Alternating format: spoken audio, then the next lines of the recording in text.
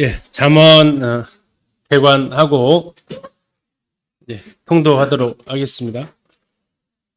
아마 제일 많이 읽으신 책이죠, 잠언요. 지금도 하루에 한 장씩 읽고 계세요. 예, 거의 불문율처럼 하루에 한 장씩 읽어야 되는 책. 예, 왜 하루에 한 장씩 읽을까요?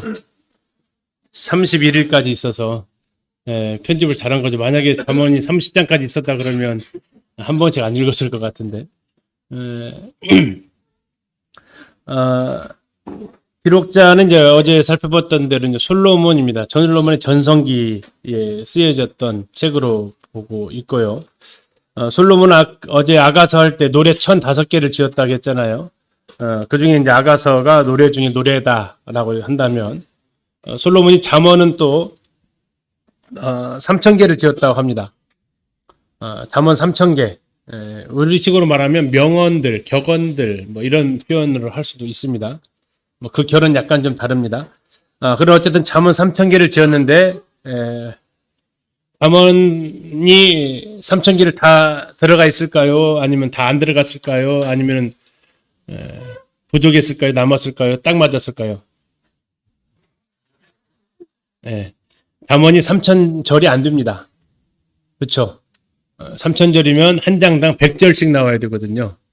근데 잠언 그렇게 읽어보신 적은 없을 겁니다. 그렇죠? 다시 말하면 잠언 3000개 중에서 일부를 지금 담아놓은 것이 우리가 지금 가지고 있는 잠언서가 된다라는 거죠. 29장까지가 솔로몬의 잠언으로 나와 있고 30장은 아굴의 잠언이다. 다음에 31장은 느무엘의 왕의 어머니가 쓰여준 잠언이고, 마지막 우리 자매님들을 약간 좀 스트레스 받게 하는지는 모르겠지만 현숙한 여인들 스트레스 받으세요? 왜 현숙한 남자들은 없고 현숙한 여인들만 있어서. 근데 현숙한 여인들로 표현되어진 이 잠언 마지막 31장은 의도적으로 쓰여진 내용들이죠. 총 몇 절로 되어 있을까요? 자, 힌트는 의도적으로 썼다라는 겁니다. 알파벳에 맞춰서 썼다는 얘기예요. 히브리 알파벳은 22개입니다. 그래서 22절로 되어져 있어요. 의도성을 가지고 썼다라는 거고, 이건 한 여인을 생각하면서 쓴 게 아니고요. 연숙한 여인은 흔히 말하는 이제 지혜의 모습이죠. 지혜라고 생각하게 되면 우리는 지식이라는 생각과 다른데, 아니죠. 그 지혜는 뭡니까? 그 지식이 삶에 적용되어진 것이 보통 지혜라고 하잖아요. 그런 모습, 표현되어진, 지금까지 잠언을 통해서 쭉 어떻게 살아갈 것인지에 대한 것들을 정리했는데, 그 모습을 가지고 살아가는 사람들의 모습, 그것이 이제 성숙한 여인을 통해서 표현되어진 거죠. 잠언이다 하게 되면 히브리어로 이렇게 되었다고 하죠. 미슐레 셀레모에서 솔로몬의 마쉘 잠언이다, 비유다라고 이렇게 합니다. 우리 한자로 보게 되면 경계잠자 말씀에 대해서 경계로 삼아야 될 말씀, 이런 뜻을 가지고 있죠. 그러나 흔히 말하는 명심보감 이런 정도의 책은 아닙니다. 또 책은담이라든지 팡세라든지 이렇게 흔히 인간의 명언들을 모으는 그런 명언과는 거리가 좀 있습니다. 이건 잠언의 1장에서 밝히고 있는데요. 그것은 살아보니까 이런 게 좋다, 이게 일반적으로 말하고 있는 명언들이라면, 잠언은요 순서가 바뀝니다. 살아보니까 이게 좋다가 아니라 이렇게 살아라라는 것이 되는 거죠. 그러다 보니까 이제 약간 차이점이 있습니다. 두 번째, 언제 지어졌을까 했을 때, 솔로몬이 가장 전성기 때 지어졌을 것으로, 40년 통치 기간에 전성기 때 지어졌을 것으로 볼 수 있고요. 편집은 누가 했느냐? 잠언 25장 1절에 나와 있습니다. 히스기야의 신하들이 이걸 다 편집을 했다라는 겁니다. 자, 잠언의 배경은 다섯 번째 줄 보시면요, 인생과 세상에 관해서 자신들이 실제적인 지식을 이렇게 제시를 해주는 이러한 부분도 있지만, 적어도 이제 우리 성경에서 말하고 있는 잠언을 보게 되면 참다운 삶에 이르는 근본적인 원리를 제공해 준다라는 겁니다. 그러니까 하나님을 경유하는 것에서부터 나오는 것이 잠언이고, 일반적인 명언들은 살다가 깨달은 것들을 적어 놓은 것이 명언이고, 약간 두 가지 차이가 좀 오시나요? 잠언은 하나님을 경유하는 그 원리에서부터 나와 있는 생활의 지혜고, 일반적인 명언들은 살다 보니까 얻게 된 생활의 지혜고, 그래서 일반적인 명언들도 우리에게 유익을 주지만 거기에는 하나님을 경유하는 것에 대한 바탕을 두고 있지는 않습니다. 잠언은 그러나 또한 잠언은 그러다 보니까 일반적인 세상적인 원리의 삶하고는 안 맞는 부분도 있습니다. 이것이 하나님을 경유하는 것에서부터 나왔기 때문에 그렇죠. 잠언의 또 한 가지 특징은 잠언서에 기록되어진 그 말씀 속에서 볼 수가 있는데요. 열왕기상 10장 24절에 이렇게 나와 있습니다. 온 세상 사람들이 다 하나님께서 솔로몬의 마음에 주신 지혜를 들으며 그의 얼굴을 보기 원했다라고 나옵니다. 온 세상 사람들이라고 나와 있습니다. 이것은 이스라엘 백성만에 한정하지 않고 있다라는 거죠. 다시 말해 솔로몬 왕 시대의 그 지혜가 세계적으로 영향을 주었다라는 거고요. 전도서 12장 11절에서는 지혜자들의 말씀은 찌르는 채찍들을 갖고 회중의 스승들의 말씀은 잘 박힌 목 같으니 다 한 목자가 주신 바니라 나와 있는데, 지혜자들, 다시 말하면 그들이 스승들 서로 교류를 하고 있었다라는, 그래서 이제 한학자는 이렇게 주장을 하기도 합니다. 태어난 연도를 계산해 보면 솔로몬은 BC 990년, 석가모니는 BC 624년, 공자는 BC 551년. 자, 숫자가 클수록 오래된 사람이에요? 짧을수록 오래된 사람이에요? 클수록 오래된 사람들입니다. BC이기 때문에 그렇습니다. 자, 누가 누구에게 영향을 주었냐 하는 거죠. 그렇다고 이 시대가 완전히 다르기 때문에 석가모니가 솔로몬한테 배우러 갔다 이 얘기를 하는 건 아닙니다. 누가 누구에게 영향을 주었겠느냐 하는 건데요. 솔로몬이 지은 잠언이 아마도 유교 사상에 영향을 주었을 가능성이 있다라는 거고, 또 솔로몬이 지은 전도서는 불교, 인생 무상 사상에 영향을 주었을 수 있다. 지혜가 서로 교류를 하고 있었다라는 것에 대해서 전제를 했을 때라는 겁니다.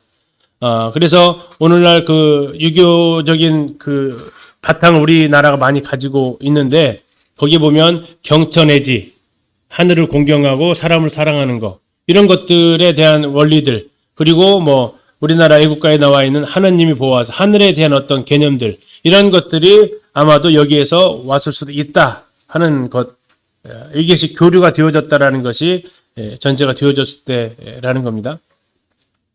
전도서는 이제 우리가 다음에 보겠지만 인생 무상에 대해서 바람 잡으려는 것이다 라고 이렇게 표현되어진 그런 것들에 대해서 영향을 또 받을 수도 있다라는 거죠. 이게 백길을 통해서 다녀야만 되는 그런 길들이 아니고, 육로를 얼마든지 다닐 수 있는 다 같은 아시아 대륙에서 일어났던 상황들이고요.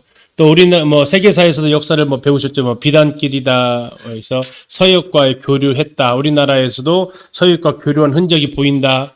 중국은 훨씬 그 이전부터, 인도도 마찬가지고요. 그래서 다 영향을 다 주고 받을 수 있을 가능성이 있다라는 얘기입니다. 주제를 보게 되면 잠언 1장 1절에 7절까지에 대해서 분명하게 이야기를 해주고 있습니다. 대상은 젊은이들입니다. 자, 젊은이면 여기 해당 안 되시는 분 계세요? 없죠? 다 젊으시잖아요. 그렇죠? 예. 마음은 다 청춘이시니까 우리의 영은 날로 새롭습니다. 우리 모두가 대상이 되는데 특별히 아들입니다.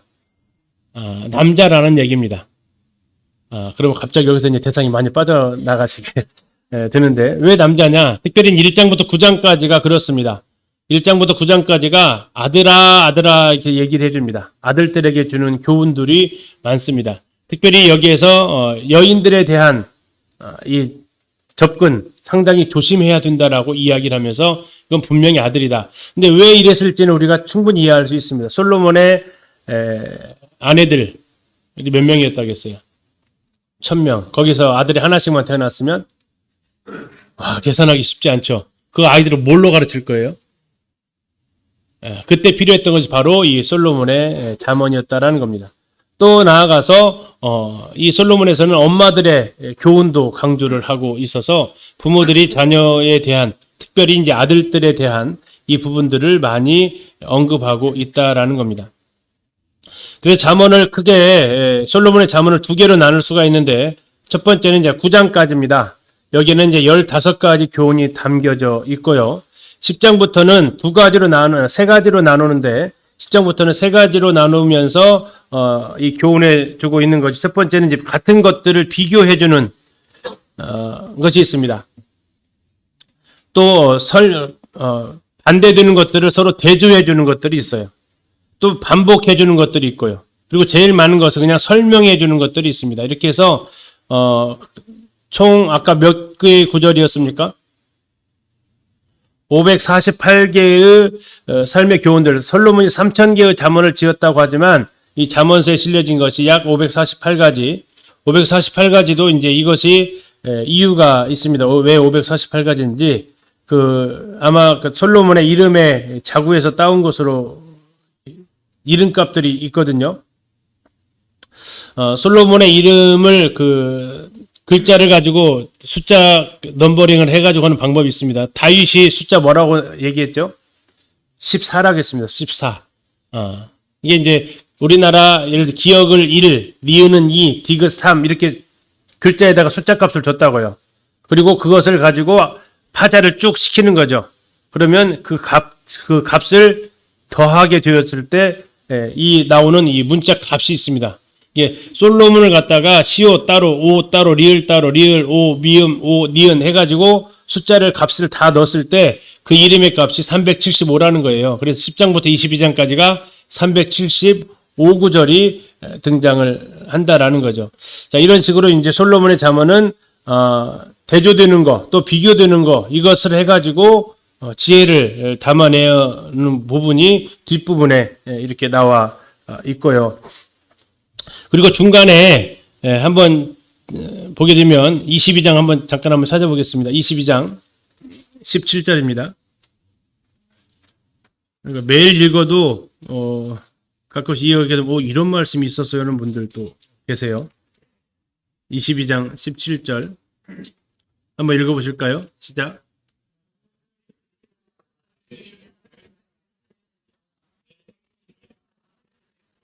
자, 누구의 말을 들으라겠어요? 지혜 있는 자의 말씀, 다시 말해 솔로몬의 말이 아니고 지혜자의 잠언이다라는 겁니다. 지혜자의 잠언. 자, 그렇게 해서 이제 이 솔로몬의 잠언, 이 지혜자가 솔로몬일 수도 있지만 이렇게 기록되어진 것을 봐서 솔로몬이 아닐 가능성이 더 있다라는 거죠. 24장 23절도 한번 가보시겠습니다. 24장 23절. 거기도 뭐라고 나와 있어요? 이것도 지혜로운 자들의 말씀이다. 그래서 지혜로운 자, 솔로몬이 아닌, 그러면 왜 이 솔로몬이 아닌 것으로 보느냐? 25장 1절에 뭐라고 나와 있습니까? 이것도 솔로몬의 잠언이요 이렇게 나와 있습니다. 그러니까 이 중간에 22장부터 17절부터는 지혜자의 잠언을 일부 추가시킨 것 같고 25장 또 하면서 빠뜨렸던 거 이것도 솔로몬의 잠언에 있었습니다라고 제시를 하면서 25장 1절에서 히스기야의 신하들이 편집했다라고 이렇게 나와 있습니다.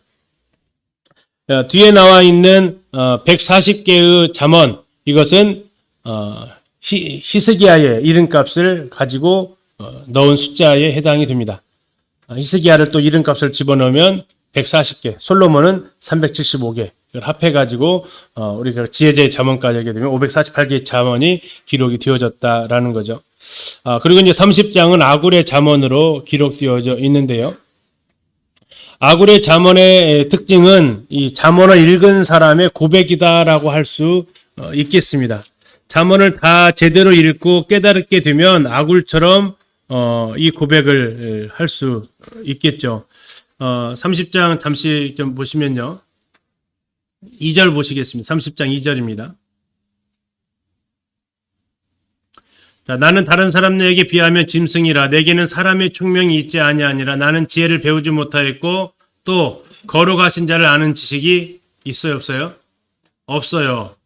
자, 이랬던 아굴이 이제 잠언을 접하게 되면서 그가 지혜를 깨닫게 되어지는 그 과정을 보여주고 있습니다. 그런 아굴이 이제 두 가지 소원이 있었다라는 것이 7절부터 9절까지 나오는데 그가 정말 지혜도 없었고 잘 배우지도 못했고 하나님도 제대로 몰랐는데 1장부터 시작되어진 29장까지 그 내용들 잠언을 쭉 읽고 그가 알게 되었을 때 이와 같은 고백을 그가 할 수 있다라는 거죠. 그리고 이제 30장으로 넘어가게 되면 마지막 르무엘 왕의 잠언입니다. 이 르무엘을 솔로몬으로 볼 것이냐 다른 사람을 볼 것이냐에 대해서 또 뭐 약간의 이견도 있기는 합니다. 어쨌든 이 내용은 왕으로서의 지킬 교훈을 담고 있습니다. 어머니가 왕인 아들에게 주는 교훈이죠. 그리고 마지막이 이제 10절부터 31절까지 총 22절에 걸쳐서 히브리어의 알파벳 22글자를 가지고 초성, 우리나라로 말하면 가, 나, 다라 해가지고 그것으로 시작되어지는 말을 만드는 것처럼 이제 이스라엘은 이런 식으로 시를 짓는 걸 즐겨하니까 이런 식으로 되어져 있죠. 우리식 국어의 표현으로 말하면 흔히 말하는 두문법이라고 하죠. 또 뭐 초성 요즘 뭐 학교에서도 초성 퀴즈 같은 거 많이 이렇게 하는데 초성을 쭉 따라서 짓는 이런 기법을 써서 마지막 마무리를 하고 있습니다. 자, 그러면 이제 우리가 성경을 한번 읽어 볼 텐데요. 1장부터 9장까지가 큰 흐름이라고 말씀을 드렸습니다. 거기에는 아들들에게 주는 15가지의 내용이 나와 있고요. 잠언에 기록된 목적을 1장에서 밝히고 있습니다. 왜 이것을 썼느냐? 지혜와 훈계를 알게 하고 깨닫게 하고 뭘 해야 될지 알려주고 훈계해주고 슬기롭게 해주고 자 결국 이런 모든 것을 통해서 여호와를 경유하는 것이 이런 모든 것들의 근본이라는 것, 가장 뿌리라는 것을 알려주고 싶었다라는 겁니다. 그러면서 1차적으로 아들들에게 명하는 15가지의 교훈을 1장부터 9장까지 말해주고 있습니다. 특별히 왜 아들들인지 뭐 일단 성경에서 그렇게 말을 하고 있기 때문에 1장 8절 한번 보세요. 1장 8절 자 누구라고 시작해요? 내 아들아 10절 내 아들아 계속해서 아들아 뭐 2장 1절 내 아들아 3장 1절 아들이 분명하죠. 4장 1절 5장 1절 6장 1절 7장 1절 엄마들 하고 싶은 얘기 여기 다 써 있어요. 그래서 아들들 잘 들으셔야 되고요. 왕자답게 살라라는 겁니다. 왕이 아들답게 사는 길이 뭐냐? 여기 지금 이제 그 15개를 요약을 해놨습니다. 부모의 말에 잘 따르고 악한 자 따르지 말아라. 다음에 지혜의 소리를 들어라. 지혜를 찾아라. 여호와를 경유하라. 지혜와 근신을 지키고 의인의 삶을 살아가고 지혜를 얻고 훈계를 지키고 내 마음을 지켜라. 특히 이제 5장부터 가서 실제적인 삶의 지침 중에 하나가 남자들 조심해야 될 것 첫째 여자 조심해라. 성적인 유혹, 특별히 이제 음녀의 유혹을 조심해라. 이건 뭐 딸이 아니라 정말 아들에게 해당되는 거죠. 그래서 내 아내로 만족하며 살아라라는 것이 5장 한 장에 다 기록이 되어져 있습니다. 6장에서 뭐 저기서 보증 쓰지 말아라. 또 게으르지 말아라. 또 12장에서 다시 한번 얘기합니다. 이번에는 음녀가 아니라 남의 아내 손대지 마라 하는 거. 다음에 13장에서는 또 두 번째 창녀 음녀의 길에 미혹되지 말아라. 상당히 여자들의 문제를 많이 언급하고 있습니다. 이게 이제 신약에서도 말하는 거죠. 모든 죄가 다 몸 밖에 있지만 무슨 죄는 음행의 죄는 몸 안에 있다고 하면서 다른 어떤 죄보다도 치명적이라고 이렇게 이야기를 하고 있습니다. 음행의 죄가. 그래서 그런지 잠언에서도 5장, 6장, 7장 그리고 마지막 9장에 가서도 또 한 번 이 미련한 계집에 대해서 한 번 더 이야기를 하면서 조심할 것을 이야기를 하고 있습니다. 흔히 남자들이 조심해야 될 3G가 있습니다. 3G, 알파벳 G. 첫 번째가 이제 골드입니다. 골드. 골드가 뭡니까? 돈이죠, 돈. 그래서 남자들 무릇 돈을 조심해야 된다라는 겁니다. 두 번째는요, 글로리입니다. 글로리. 글로리는 명예입니다. 교만해질 수 있다라는 거죠.